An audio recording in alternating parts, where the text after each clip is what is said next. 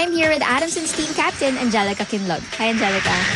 So last game nyo against UE, nanalo kayo straight sets. Tapos personally, ang ganda ng game mo. Ano yung mindset mo coming into that game? Ako, palagi ko lang pong pine-prepare yung sarili ko na syempre as a team captain, kailangan maganda yung ilaro ko para tularan ako ng mga teammates ko na dapat ako yung mag-lead sa kanila. Alright, tapos ngayon naman, last game nyo for this year against FEU for today. Ano yung instructions ni Coach sa inyo para to end this year with a win? Ngayon po, lagi niya sinasabi, gawin lang namin yung best namin.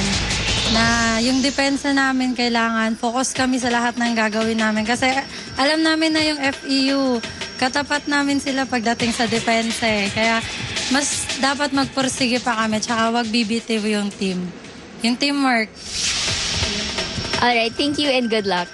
That was Adamson's team captain, Angelica Kinlog.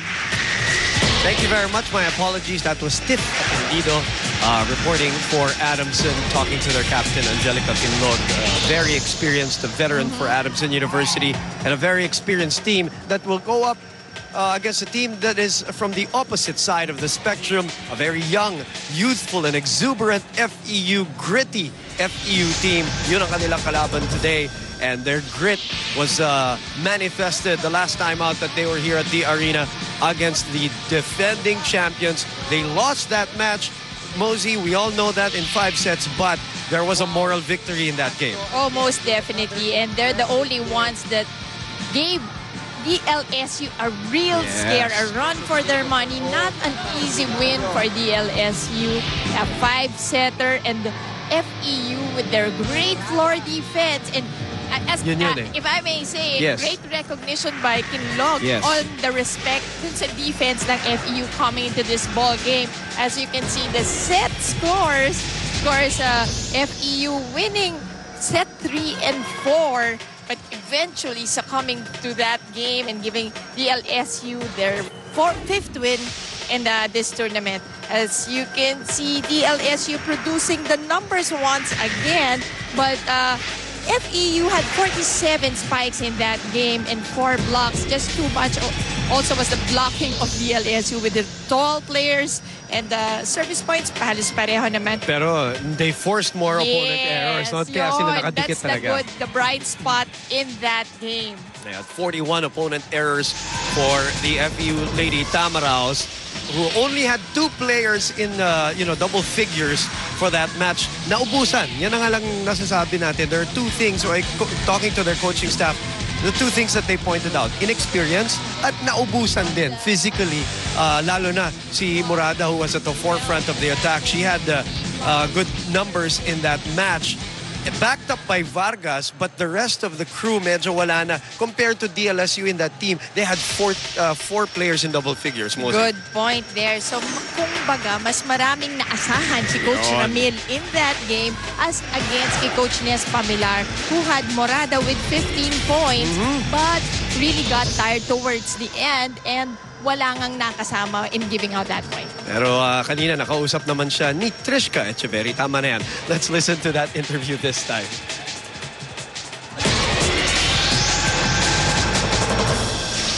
Beside me is Micah Morada of the FEU Lady Tamaraws. Micah, your last game was definitely very exciting. I'm sure maraming natutunan yung teammates mo. And syempre, ikaw din. Anong mga nakikita mong pagbabago sa team since that game? Siguro sa mga bago, sobrang laki ng improvement nila. Tsaka yung duwala sa sarili, andun pa din. Siguro more on continue lang sa mga ginagawa nila. Tsaka yung sundin yung mga sinasabi ng mga coaches.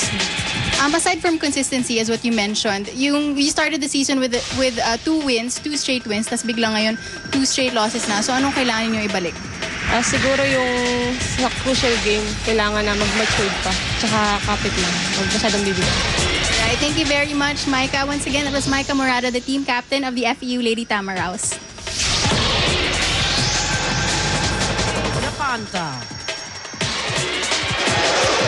At number 9, Faye Janelle Guevara. And their team captain with jersey number 10, Angelica Kinlog. At number 14, their setter, May Jennifer Macatuno. Libero, number 1, Angelica Vasquez. Head coach, Miss Minerva Dulce Pante. Calling on our Lady Tamaraws from the far Eastern University. Wearing jersey number 2, Majorie Rojas. At number 4, Maritoni Basas. At number 5, Rosemary Vargas. Wearing jersey number 11, Mary Rose Baniel.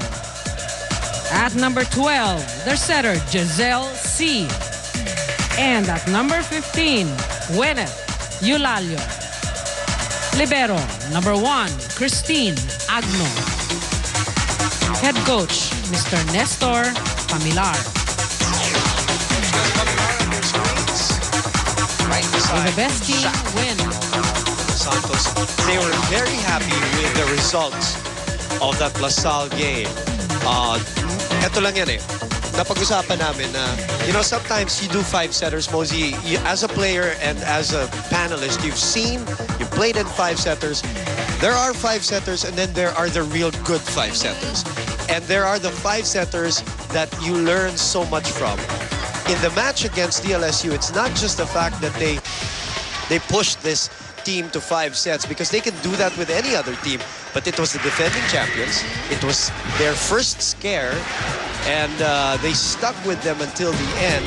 So, you know, sometimes maybe the losing team may even feel better about themselves going into the locker room. That's true. And parang nanalo na rin, diba? That's the moral feeling. victory nga eh. Victories for both teams. And even physically, diba, you can see the advantage of LaSalle. Just going into the court, Correct. alam mo na eh. Correct. Iba yung difference sa height, sa physique, diba? But and yet, FEU, full stretch, pushed it into a 5th set, and maganda naman yung score. 11 na natapos, 11-15 natapos yung 5th set na yun. So, a lot of learning. Yes. Kampiyon yung tinulak mo. Sabi nga nila, according to their coaching staff, ang naging diferensya lang between you and LaSalle, our team and LaSalle, experience. Sila marunong sila magtapos. Sila ang nakapagtapos na ng sobrang dami. Whether it's elimination or championship, nandun tayo sa stage na binabangko natin itong mga ganitong eksperyensya para pagka nangyari uli sa atin, meron tayong paghuhugutan. Ano? And plus, they're the only team who has done that so far in this tournament. So kung iisipin mo, parang ang dating yan eh. Second kami. Let's go to Tiff Atendido from the Adamson side. Yes, Boom, you know what? Before this game, I had a little chat with Coach Dulce Panda and asked her what her expectations are for this game. She told me, sana 3 sets lang. So all she asked of the girls for today is to be consistent. What they do in practice, they have to show on the court. Coach Dulce says FEU and Adamson are equal, mostly standing equal footing offensively and defensively. But what matters is coming out the better team and winning this game. Kung maganda depensa nila, mas maganda ang depensa namin. Coach Dulce ending with a funny remark to the Lady Tams, kung kaya nyo nga mga lalaki, yan pa.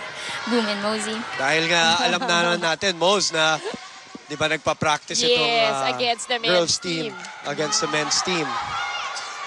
And paminsan-minsan, nakakatulong talaga naman yan sa women's team. Nire-raise nila yung game nila at a certain level. Look at Mayet Zapanta. Checked. And she said she understands that they're probably going to look like a mirror image of them in terms of yung floor defense.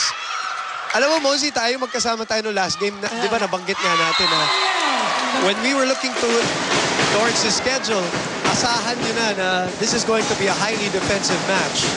These two squads has that certain respect on defense to each other. So, alam mo, dito mo makikita kung anong game plan. I want to see how they will deal with that same advantage. Oh, yung floor defense. Make it to the disadvantage of the other. So, let's see kung paano naman. Kasi it's going to boil down on offense. Ito na nga, kita mo, haba ng rally. 3-3 pa lang tayo. Casas. Probably the two best schools in terms of floor defense. Mahirap mamatay ang bola dito sa dalawang koponan na to. Kahit And we're not only talking about this year, no, Mosey, in their history. Yes. Ganun talaga sila. Okay, punta muna tayo kay Trishka Echeverry from FEU.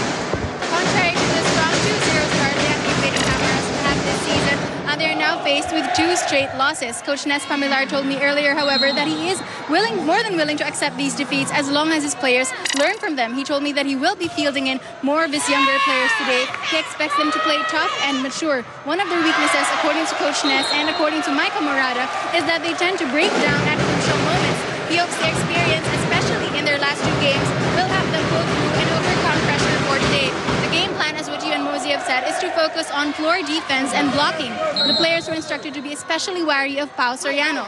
Lastly, boom, Rose Vargas is still not 100%, so we might see more of her alternate, Maros Banyal, while I was told that we might also see less of Micah Morada as she's been unable to attend practice lately due to personal reasons.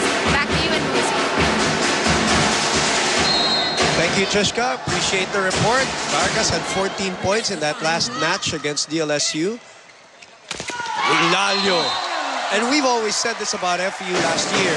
They came in with a bunch of 7 rookies, and they were all talented rookies. That's right. You're just waiting for the right moment